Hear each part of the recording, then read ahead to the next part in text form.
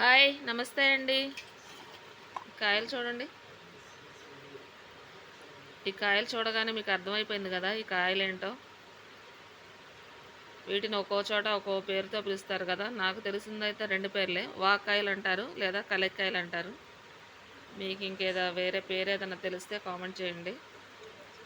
ఇవి పుల్ల పుల్లగా చక్కగా బాగుంటాయండి. పప్పులోకి చట్నీ చేసుకోవడానికి చాలా బాగుంటాయి.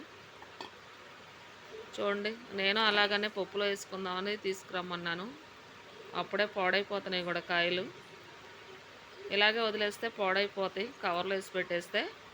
అందుకని వీటిని కట్ చేసి కొంచెం సాల్ట్ వేసి పెట్టేసామంటే బౌల్లో వేసి పెట్టేసేసుకుంటే ఎక్కువ రోజులు ఉంటాయండి. మనకు కావాల్సినప్పుడు పప్పుల్లోకి చట్నీలకి వాడుకోవచ్చు. నేనైతే అలాగే చేస్తాను. చూడండి, పాడైపోతున్నాయి అప్పుడే కాయలు. మీరు తెచ్చుకున్నారా? తెచ్చుకొని పప్పు అవి వండేసుకున్నారా కలెక్కాయలతో? చాలా బాగుంటుంది, ట్రై చేయండి. పుల్ల పుల్లగా బాగుంటుంది, మామిడికాయ పప్పులాగే.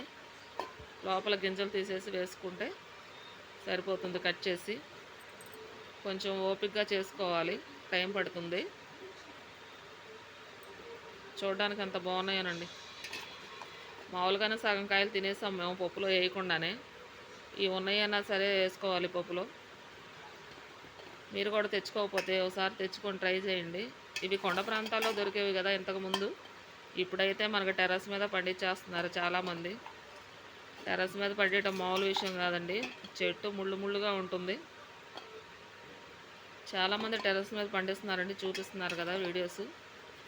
చాలా చక్కగా పండించుకుంటున్నారు. ఎప్పుడో సంవత్సరానికి ఒకసారి దొరికాయి కదండి. తెచ్చుకోకపోతే తెచ్చుకొని మీరు కూడా పప్పులు చట్నీలు చేసి ట్రై చేయండి, చాలా బాగుంటుంది. వీడియో నచ్చితే లైక్ చేయండి. Thank you.